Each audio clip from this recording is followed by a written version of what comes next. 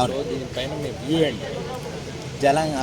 తెలంగాణ ఎన్నికల్లో, మున్సిపల్ ఎన్నికల్లో జనసేన పోటీ చేయడం అనేది స్వాగతించాలండి. ఎందుకంటే ప్రయత్నాలు చేయాలి. ఎందుకంటే ఆయన ఇప్పుడు ప్రయత్నం మొదలు పెట్టగానే ఆయనకి సీట్లు వచ్చేస్తాయి, మున్సిపల్ ఎన్నికల్లో అందరూ గెలిచేస్తారని కాదు. కానీ ఏంటంటే ప్రయత్నం చేస్తున్నారు, ఇక్కడ కూడా పోటీ చేద్దాం అనుకుంటున్నారు, ఇక్కడ కూడా ఒక పాగా వేద్దాం అనుకుంటున్నారు అన్న సంగతి మిగిలిన తెలంగాణ ప్రజలందరికీ తెలుస్తుంది. అంటే జనసేన పార్టీ అనేది మన రాష్ట్రంలో కూడా వచ్చింది. అయితే మన సపోర్ట్ పవన్ కళ్యాణ్ గారు మనకి ఎప్పటి నుంచో తెలుసు కాబట్టి ఆయనకు మద్దతు ఇచ్చి చూద్దాం, పరిపాలన ఏమన్నా మారుతుందేమని చూద్దామన్న ఉద్దేశంతో కొంతమంది స్వాగతించే వాళ్ళు ఉంటారు. ఆ విధంగా కొన్ని సీట్లు అయితే వచ్చే అవకాశం ఉంటుందండి. ఇక్కడ సింగిల్గా వెళ్తే బెటర్ అంటారా, ఇక్కడ కూడా కంబైన్గా వెళ్తే బెటర్? సింగిల్గా వెళ్ళటం ఏంటంటే ప్రజెంట్ ఉన్న సినారియో ప్రకారం అది అంత ఈజీ కాదండి. సింగిల్గా వెళ్ళటం అనేది ఏంటంటే ఎక్కువ గొడవల మీద వెళ్ళాల్సి వస్తుంది. సింగిల్గా వెళ్తే కలిపి ఇంకో కూటమితో లేదా ఇంకొక పార్టీతో అలయన్స్ అవటం వల్ల ఏంటంటే రెండు పార్టీల మద్దతు, రెండు పార్టీల ప్రజలు లేదా కార్యకర్తలు ఒక పార్టీగా మారి చేయటం అనేది ఏంటంటే ఉపయోగం కలుగుద్ది. అటు ఆ పార్టీకైనా ఇటు ఈ పార్టీకైనా సరే రెండు పార్టీలకు అది మేలు కాబట్టి ఇద్దరు కలిసి వెళ్తారండి.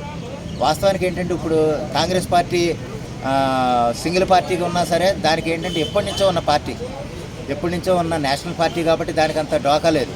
కానీ ఇక్కడ జనసేన పార్టీ అనేది కొత్తగా రావటం అనేది, కొత్తగా వచ్చిన వెంటనే సింగిల్గా వెళ్ళటం అనేది అంత ఆదరణ అయితే కలగదు. ఆల్రెడీ 2014లోనూ చూశారు మన ఎవరు 2019లో కూడా జనసేన పార్టీ విడిగా పోటీ చేయాలని చూసింది, తగినంత ఉపయోగం లేక వెనకబడింది. 2024లో కూటమి ప్రభుత్వంతో అంటే చంద్రబాబు నాయుడు గారు తెలుగుదేశం పార్టీతో పోటీపడి కలిసి పోటీ చేశారు, తగినన్ని సీట్లు పొందారు, దిగ్విజయమైన విజయం పొందారు. ఎక్కడ తెలంగాణలో మున్సిపల్ ఎన్నికల్లో వచ్చినా సరే మళ్ళీ అక్కడ కూడా వేరే పార్టీతో పెట్టుకుంటారనుకుంటున్నానండి. వేరే పార్టీ కూడా ముఖ్యంగా బీజేపీతోనే ఉంటారనుకుంటున్నాను.